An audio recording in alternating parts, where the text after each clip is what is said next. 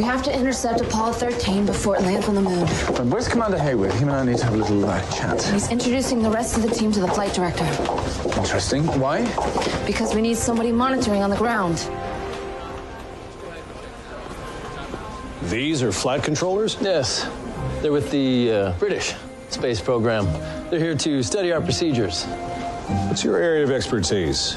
I'm a booster systems engineer. They call me the Rocket Man. And him? He's a man of few words, but makes up for it with personality. All right, fine. But if any of you Brits get in the way of my controllers or jeopardize the safe return of our astronauts, you'll answer to me. Of course. All right. Good luck, fellas. Are you not sticking around? We might need you to run a little more interference for us. No can do. I gave up my life for that spear, and I'll be damned if I let anyone steal it now. I'm going with my grandson to space.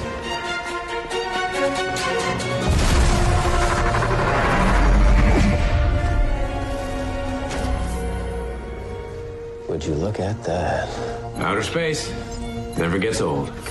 Martin, how much longer before Apollo 13 should reestablish radio contact? 17 minutes. All right, we got 17 minutes to figure out what's going on before the whole world is watching. Yeah, you're not wrong there. Gideon, pull up Apollo 13's original flight pattern. We need to find her first. Henry, perhaps now would be a good time to have a chat. Actually, Captain Hunter, I don't feel much like talking.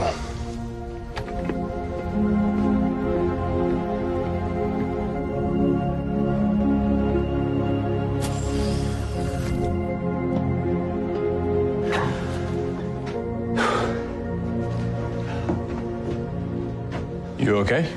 Yeah, fine. You know, in 2017, men share their feelings. I'm just saying. My wife has spent the past 14 years raising our son by herself. And it is Captain Hunter's fault. The man has a wife and son, and still he asked me to abandon mine. He doesn't have a family. I mean, he did. It's just they were killed. I didn't know. You know, I often wonder what Hank would be like if you hadn't left. Yeah, I call my dad Hank. We don't have the best relationship, but I don't need to tell you all that. I am sorry, Nathaniel. This is all my fault. But once this is over, I am getting Captain Hunter to take me back to 1956. To the day I abandoned Betty and Hank. Wait, I was just talking hypothetically. Why? I mean, this is a time ship, isn't it? It'll be like I never left my wife and son.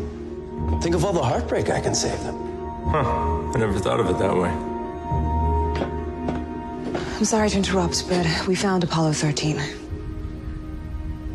Oh, this isn't right. The spacecraft shouldn't be in this position. Can the astronauts see us? No, we're cloaked. What's our plan? Well, I thought that All right, I got Ray suiting up. He's gonna fly over there, shrink down, and let us know what's going on inside.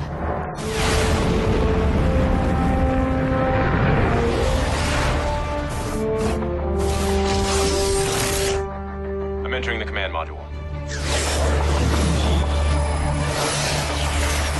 I see Level and Hayes, but they're unconscious.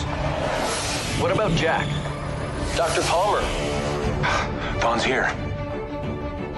I'm gonna follow him into the lunar module. he's gonna land on the moon. Well, I'll stop him.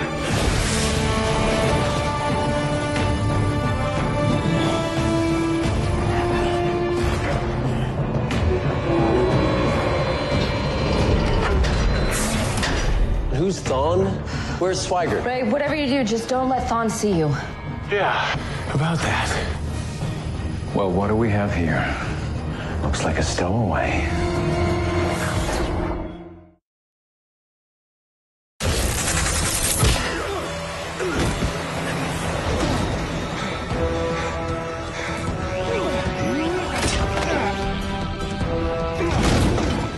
What's happening?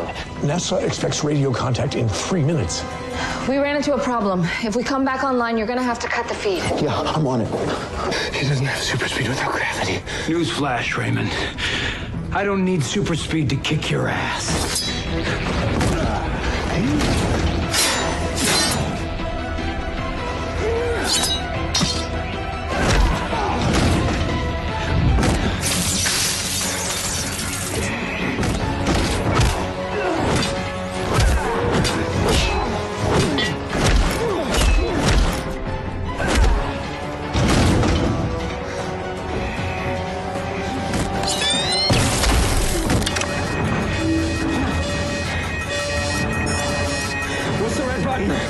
it separates the LEM from the command module. That's not good. Dr. Palmer, you're going to have to fly the LEM.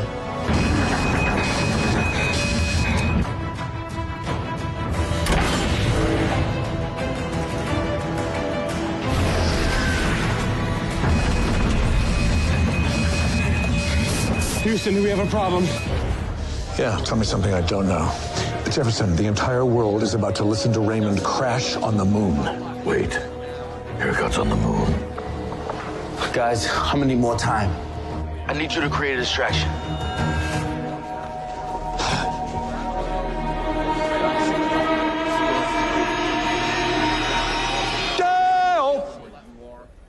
Dale! Daylight come and me want go home. Day, me say day, me say day, me say day, me say day, me say day. Oh, everybody. Daylight come and me want go home. Work all night for a drink of rum. Daylight come and me want go home. Stack the banana till the morning come. Daylight come and me want go home. Come, Mr. Tallyman, tally me banana. Daylight come. Lift 6 foot, 7 foot, 8 foot bunch. What the hell are you two playing at? Okay, I got it. I cut the feed. Oh, it's a British tradition, sir. Flight. I had radio contact for a second, then I lost it again. Nice voice, Professor. Thank you very much. Guidance. It was the darndest thing. The LEM appeared for a second, but it looked like it was about to crash on the lunar surface. Where the hell is the command module? It's spinning off course. Ray, are you all right? I'm alive, at least. I was able to salvage the descent, but it burned up too much fuel. There's no way the LEM will launch into space. What about your suit? My thrusters were damaged in the fight. You guys are gonna have to pick me up. NASA must be going berserk right now. Fred and Jim. Don't worry, we're gonna get Apollo 13 home in one piece. Gideon, plot a course for the command module. Right away, Captain. Ray, we'll pick you up later. Roger that. We landed near the Sea of Tranquility, so I'm gonna head out and retrieve Commander Haywood's piece of the spear, which is, needless to say, very exciting. Good luck, big guy. What about Mr. Thorne? He's a little tied up at the moment. Puns. The lowest form of humor. Can I talk to you? About what?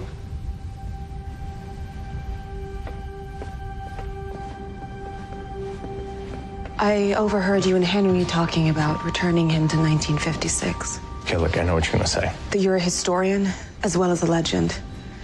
You know the consequences of returning Henry to the timeline. Yeah, my dad grows up with a father.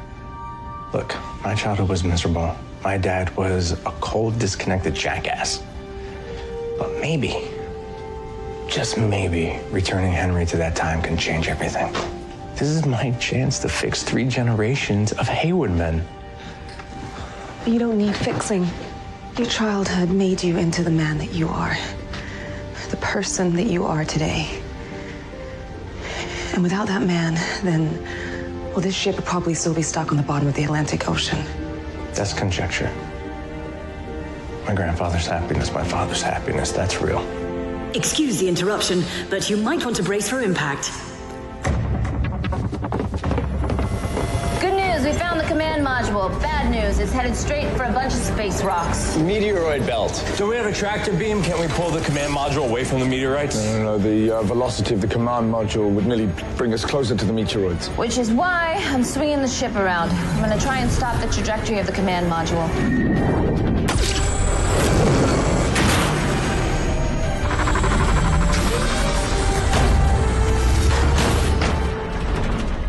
Sarah, you need to abort. We're going to hit the meteoroids. Better rest in the command module.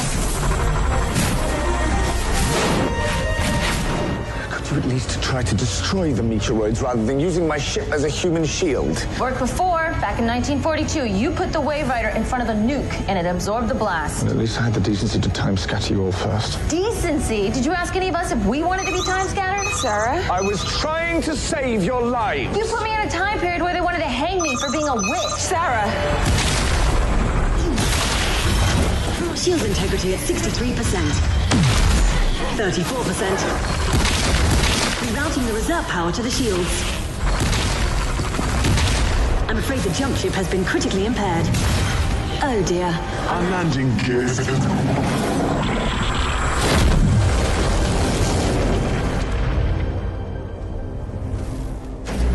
We're clear.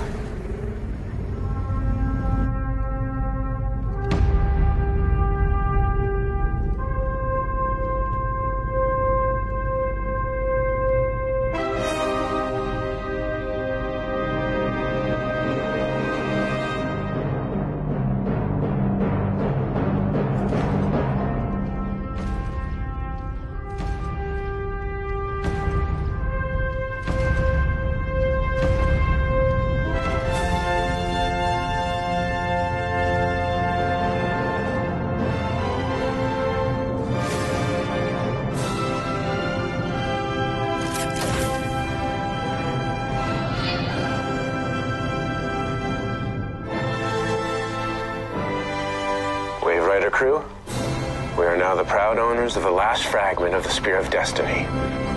Copy. Copy. That's all I get is a copy? Guys, I'm standing on the friggin' moon. Yeah, about that. The Wave Rider has sustained major damage, Dr. Palmer. Same for the jump ship. Wait, the jump ship? That means... Unless you can figure out a way to launch the limb. You're stranded on the moon. And now I know how Matt Damon felt.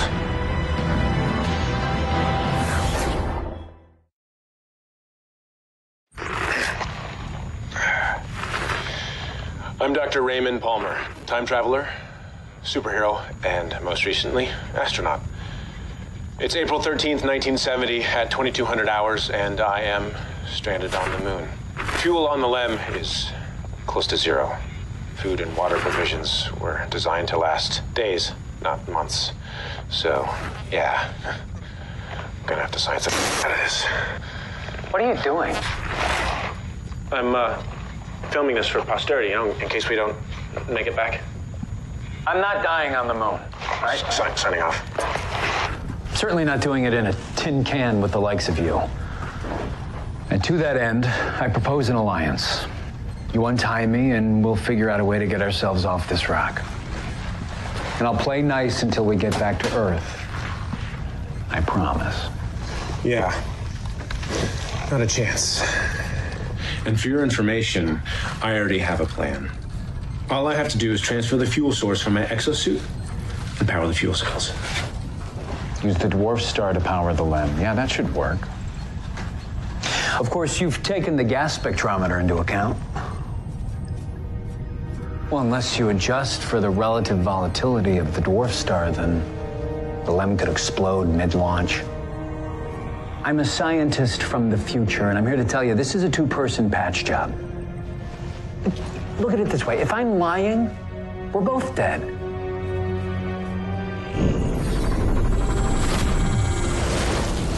We'll be over Ray's launch position in 18 minutes. We only get one chance at this intercept before the moon's gravity slingshots us back to Earth. Henry, you need to understand how time travel works. My grandfather understands it just fine. You can't return to 1956. Am I? Why? Every time we change history, we create what we call an aberration. Now, if your son grows up with you around, he could become an entirely different person, choose a different life. That in turn could change Nathaniel and the person he becomes, if he's even born at all. She doesn't know that. But it's a possibility. Yes.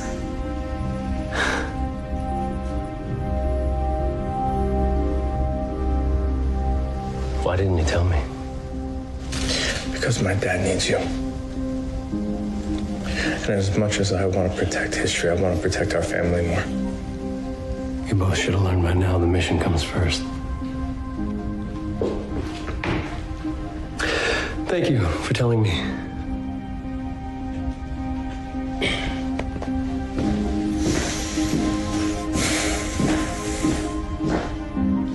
I was just trying to protect you. Nathaniel, changing your family's history would have changed you.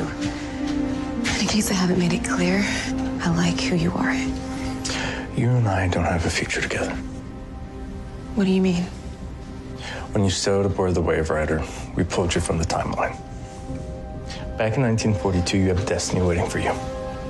How do you know all this? Ray told me. He knows your granddaughter. I don't think I should be hearing this. Ask Ray what happens to your village. Ask him what happens to your daughter and your granddaughter. Then tell me. Tell me you'll choose history over your own family.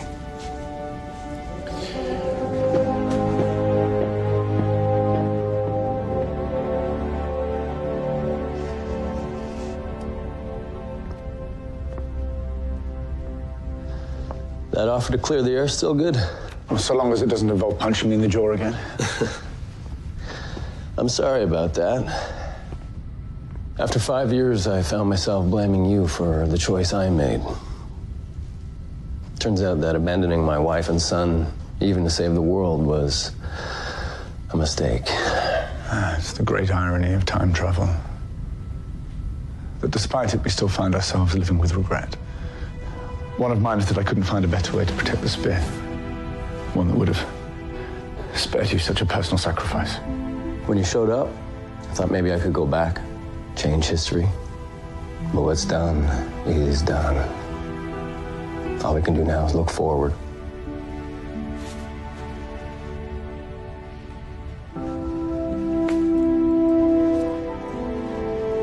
Oh, I gotta say, you really turned this team around.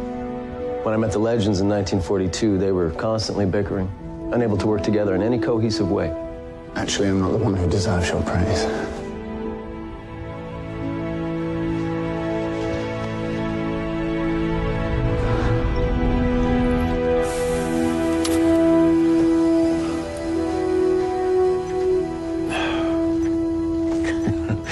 Menial labor without super speed is really